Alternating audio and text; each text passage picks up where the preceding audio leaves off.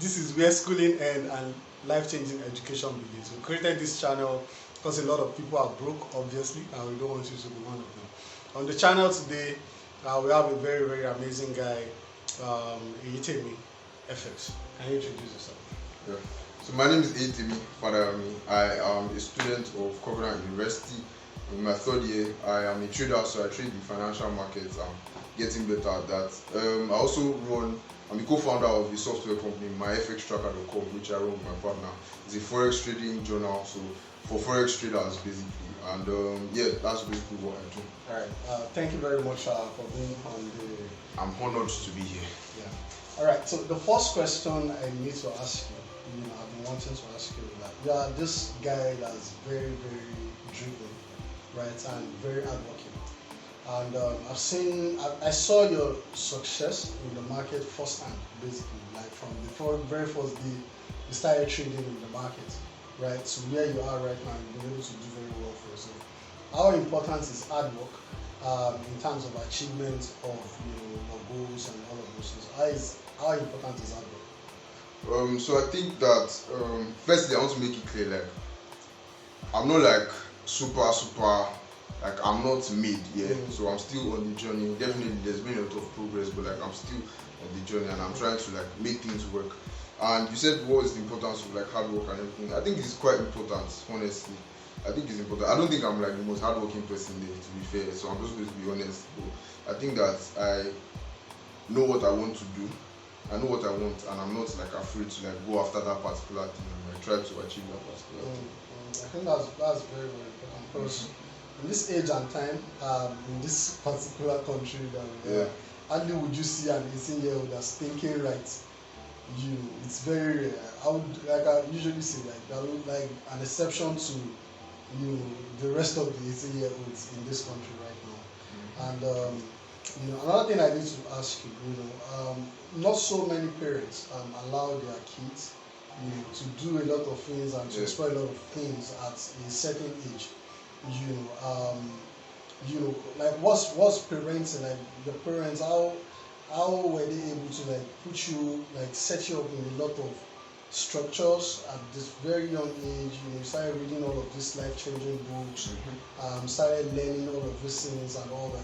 You were telling me the other day that you started your agency, with some of the friends in school. Like, how important is parenting for the parents watching this right now? So I think it's like, because I have a couple of friends, and then I know some people necessarily don't really have like parents. Some of them, I talk to them and it's like my parents will allow me.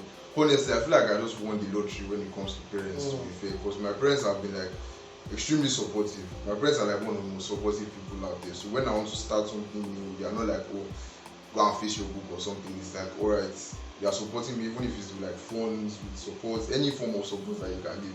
And I'm honestly just grateful, to be fair. It's not as if like I did anything. I didn't do anything to get the parents that I got. Like it just happened that way, and I'm just grateful that they understand like most of the things I'm doing. It took them a while to understand. I feel like, but now they kind of understand what I am. So when I say I want to do this partner, they are able to like reason with me and like figure out what it is I want to do. So I feel like I just won the lottery when it comes to parents. It's not as if like I did anything special. So if you are to advise, let's say people that are going to be parents, because people like us are going to be parents in maybe the next 5 years, 10 years. Like what advice would you give for parents that are possibly going to have genius kids, right? And all of that? What advice can you give them on how to like be able to like manage the kids, in terms of manage them, not to like make them conservative, but manage them in terms of not to make them do stupid things, that will waste their time and all that. What would you say? Okay, I think that honestly is a thing that like I feel it's just a matter of support. I think you should not like there's no need to like push your agenda on a particular child. Everybody, obviously, every parent I feel like has what they want their child to be like and everything. But like just support the child. Whatever it is the child wants to do, just support the child. I feel like that's the most important thing. Just support the person. If he needs funds, he wants to try out this particular thing. If you can at least afford that particular thing, just support the child to do that particular and let the child just express themselves like in front of you. Just let the person express, let it flow. Just let the child do what they want to do. Obviously with some guidance, obviously, but like just be supportive as a parent in general. Don't be too like strict on your children. Let's talk about personal development for a moment. Yes, sir. what are the 3 important books that you ever read in your journey, and what are the important lessons you learned from each of those books? Oof, this is very important. So I'm not like the biggest reader out there, but 3 books that I've read. The first book, I feel like the most transformative book that I've read is How to Go From Where You Are to Where You Want to Be by Canfield. I don't know if you have read the book, but it's How to Go From Where You Are to Where You Want to Be. That's the book that I feel like I've read the most times. It's like quite a big book, so that's the first book, and it just talks about different lessons from taking 100% responsibility to like affirmations to meeting with people. It gives you like different tips on basically going from where you are to where you want to be, and it's a topic I'm very fascinated with because it's like I feel like everybody has the ability to like create the life that you want to live, which is something that I feel like my message in this world is going to be. Like you have the ability to create the life that you want to be. So if there's an image of what you want to be in your mind in the next 5-10 years, you can reverse engineer it and start to do the things now that will help you to get to that point. So that's the first thing. How to Get From Where You Are to Where You Want to Be, Canfield. Second book is probably, when it comes to finances, is Richest Man in Babylon. So Richest Man in Babylon is a very, very, very important book. I think it was you that recommended it to me. The one I have right now, I think it was from my secondary school library.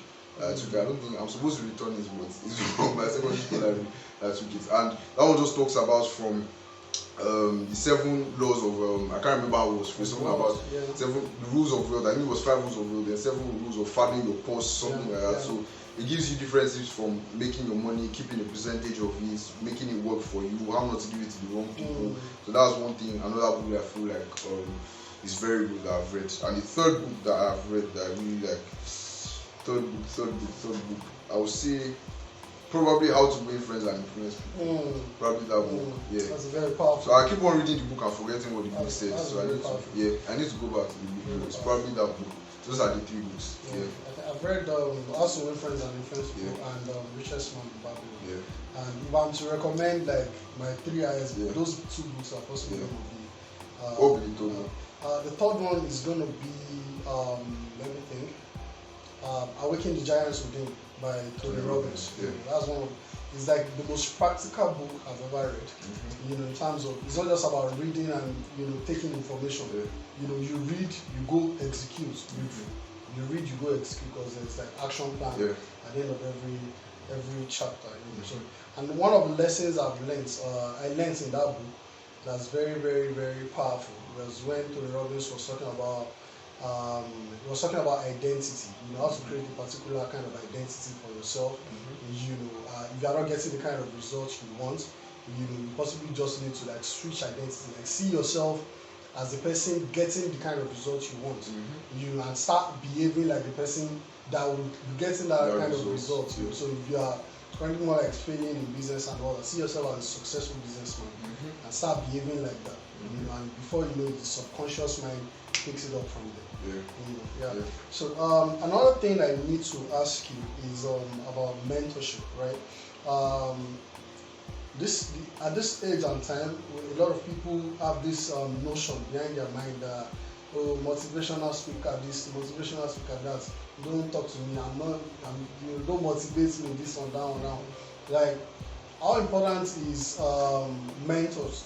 How important are mentors to people's life? Especially entrepreneurs that starting from the bottom going to the top. You know, how important are mentors to the progress of an entrepreneur? So I think it's extremely important, and it's something that I feel like I've been also like blessed to be able to surround myself with people, especially people that are older than me, like Bolan, a couple other people, Uncle Toby, Kalejaye, even Miles earlier in the days, like, and they're not just physically, people that are online also. I think the best part, what it does for me, what I feel like my main takeaway is not necessarily like the details of how to go about things. It's not necessarily like, oh, do this, do that, do this. It's just, for me, it's just more of like understanding possibility. Because I feel like there's something that seeing people that are where you want to be, there's something it does to you when you see them and like they are doing what you want to do. It expands your mind and it shows you what is possible at the end of the day. So once you see people that are showing you what is possible, it helps to expand your mind, and then you can eventually strive to do those things that are like bigger than where you are now, because you know it is possible, and then you can see other people that can potentially guide you and show you the right things to do. Alright. The next question I would love to ask you is this. There are sometimes on your way to success, there are sometimes that you just feel tired, you don't have the energy to keep going, and everything seems not to be working, and at those crucial moments, whereby it's make it or break it, like if you keep moving forward, you may have a chance, but if you go back, there's no chance. What do you do to keep going at that point? Because success comes with a lot of heartbreak, a lot of pains, right? And especially as an entrepreneur, you feel like 7 times, and the next time you have to still get up, pick yourself up and all that. How do you motivate yourself to keep going?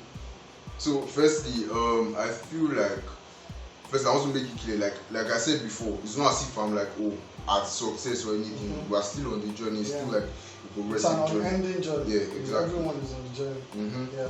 So, and another thing I was talking to Bernard earlier about this is that people don't talk about this thing enough. Like, trying to achieve a particular thing is hard. Yeah. Like, it is hard. Anybody that's telling you that, starting a business or learning a skill or making money or anything is easy, the person is lying to you. I'm telling you, when you start for yourself, you realize the truth. And then I think that there's also a place you can fall into, which is not a very good place to fall into, which is when, like, you experience that thing and you feel like you're the only one that's experiencing it. So I feel like more people need to talk about it.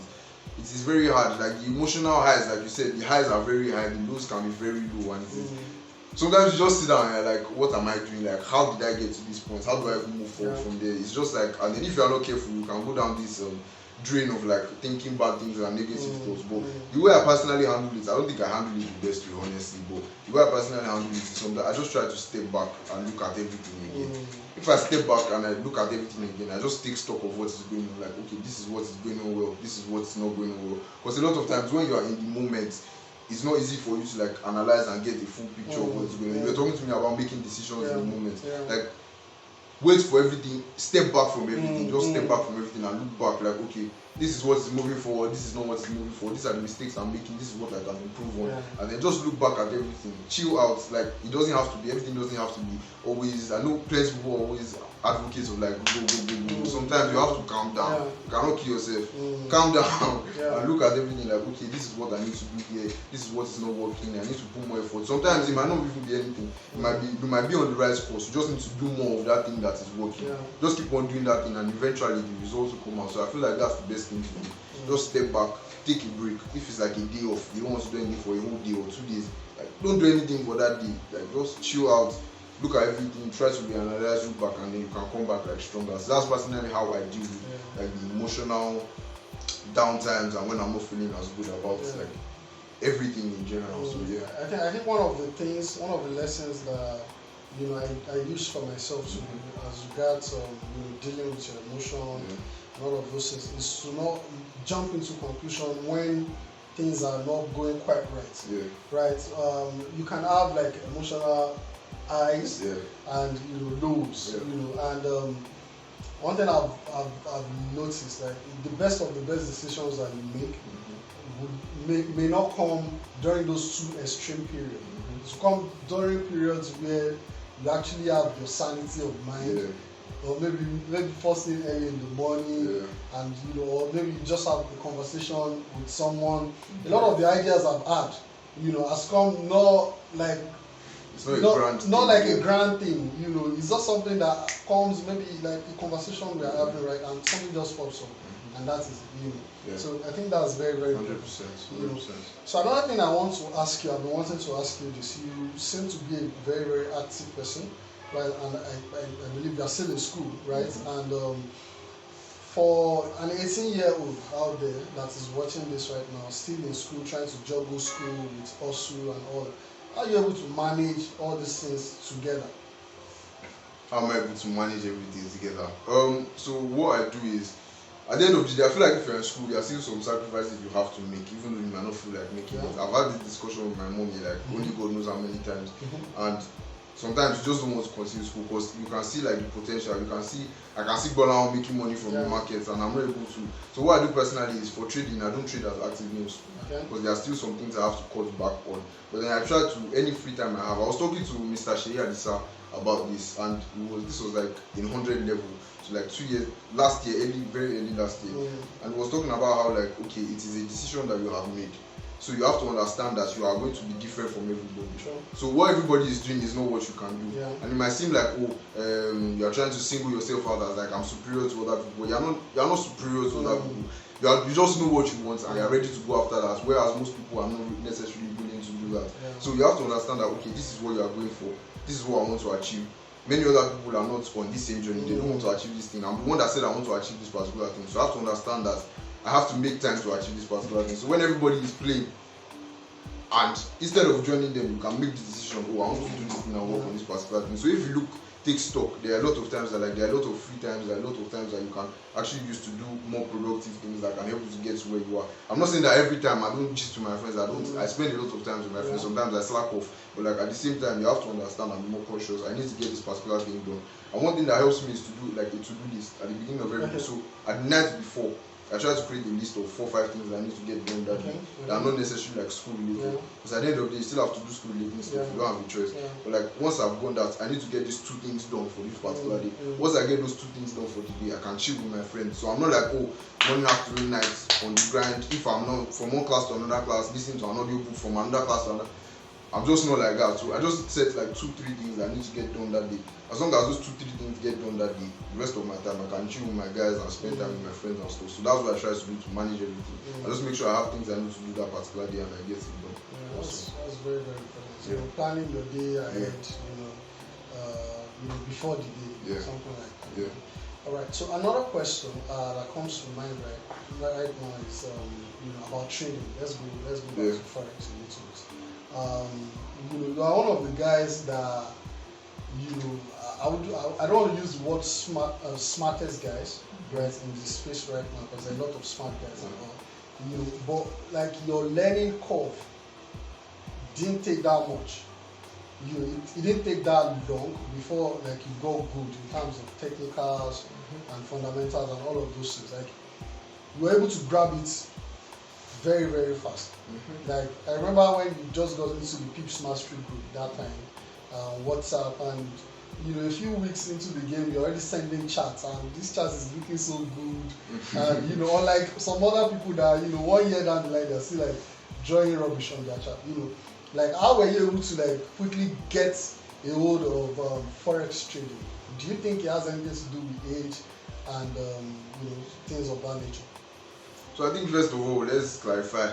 It took me like a year and a half to get profitable at trading. So I'm not going to be one of those people that come and tell you that 2 months I was already making like it's a year and a half. I started trading March of 2020 and I got profitable like early this year. That was when I started seeing like consistent results as a trader. So it's not as if 2 months. So from Bola's angle, it might seem like very short, but like to my angle, me that I'm going through like all the losses and the suffering and everything. But I think one thing that helps me is at the end of the day, it's just like it's nothing special. I feel like at the end of the day, everybody knows what they need to be doing. It's just a matter of doing it. So it's just charts time and then understanding like looking at it, like joining on Kutobi's group now, Mr. Tobi College, I had the Pips Mastery class now.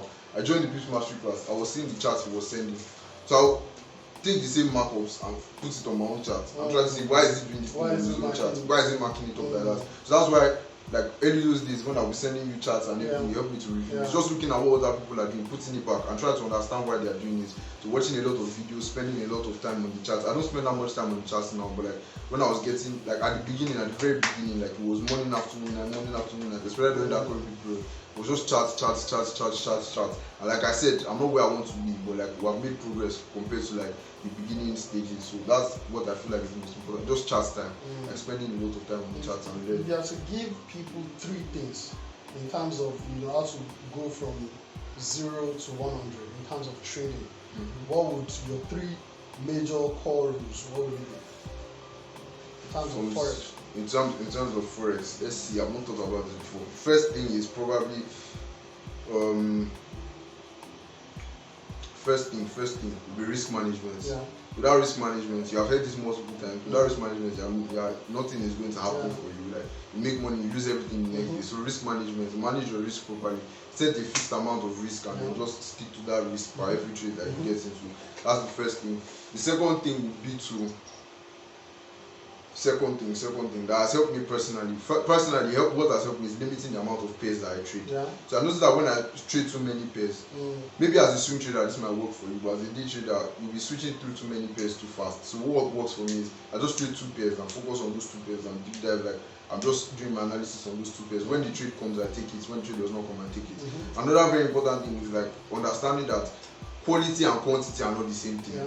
Quantity is not equals to your profitability as a trader. Sure. So personally, I don't take that many trades. I know you take more trades. You take way more trades than I take. So, and I think it depends. Like there's a level you get to where you can be control. You can control it, but especially when you're at the beginning stages. Most likely, if you are taking a lot of trades, you're most likely doing nonsense a lot of times. So what I do is like I look for, since I only trade 2 pairs, I just try to find out what the major move on those 2 pairs is going to be for this week. So I'm looking like 2 to 3 trades per week. I'm only looking to make 2.5% per month. 2.5%, so not per month, per week. So per week, I'm looking to make 2.5%. At the end of the day, after 4 months, that's like 10%. After 4 weeks, in a month, that's 10%. If I can make 10% on my account, if I get the funded accounts, 100k, $10,000 at the end of the month, I'm fine with like that amount of money. So looking for setting realistic expectations, using good risk management, limiting the amount of pairs you trade so you can focus on like those particular things. And I think those are like the 3 things that I would say that has like helped me to get forward from where I started from. Thank you very much for that. Very valuable. Alright, next question is what is your why? Why do you do what you do? Because you do so many things right now. First thing, apart from the fact that you're in school, currently 200, 300, going to 300, right? You trade forex you trade in forex market. You currently have a software company, myfstracker.com, right?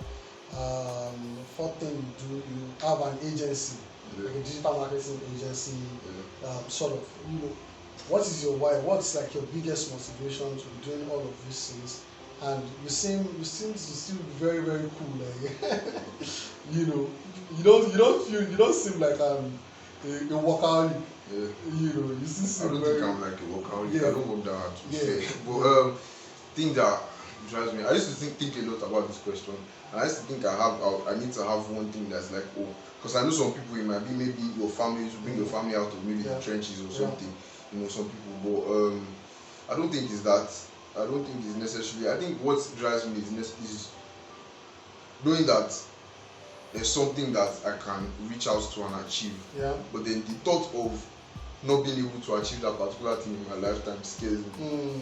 Like I know that there are people out there that have supercars, and when I sit down and I think about it, I would like to be in a supercar. Most of you like to be, but then once I've already known that there are people in this life that have supercars, I can't go back in my cupboard and be like, nah, live my life full of my life. I'm satisfied with the norm anyway. Yeah, exactly. I have to know that at least though I must experience that thing, and the fact that it is possible, I just feel like experiencing my potential. I just want to know what I'll be able to achieve in the next 10, 15, 20 years if I stick at it right now. So just knowing that, okay, there's a possibility that this thing can happen. How is it going to happen? Just that alone, I feel like is my major drive. So it's not necessarily anything like, my family or my friends or this particular thing. I think that's the major thing. I think that has a lot to do with having high standard for yourself, right? And basically sticking to that standard, not accepting anything lower than the standard you set. And it's very, very important to set high standard, not just in terms of finance. It's good to set high standard spiritually, in relationship, physically. Like you need to have all this standard. And one thing about all of this thing is that, take for example, if you go all out on spirituality and you become this very spiritual person, guess what? It will affect your business. If you take one area of your life, let's say physicality, your health and all that, and you become the best version of yourself, you get into shape and all that, it will affect your spirituality.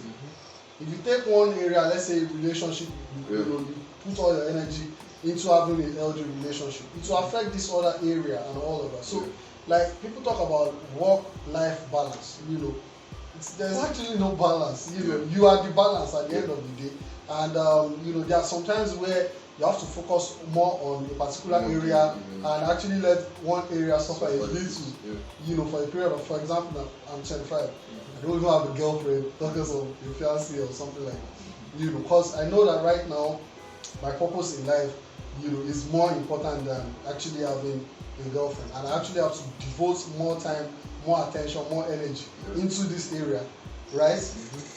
unless and otherwise, if I have a girlfriend, this girl will just be suffering and she won't have my attention because other things have my attention at this particular time. And what is worth doing is worth doing. So I think it has a lot to do with having high standard, right, and not accepting anything less than the standard you set for yourself. Thank you very much for being on the course today. I've learned a whole lot from you, and I hope we get to do this one once again. Yeah, we'll do this in like 1 year's time. I'll see the difference. I remember there was a particular interview we had like 2020. We were looking very, very tiny in that video. But thank God for growth, thank God for progress. So guys, thank you very much for watching, and like the video, subscribe to the channel. Like the video, subscribe to the channel, and in the description I'm going to put his YouTube channel and how can they reach you. You can reach me on Instagram at ATMEFX. Okay. On Instagram. ATMEFX on Instagram. Alright, thank you very much guys for watching, and see you in the next video. Peace. Peace. Drink to her.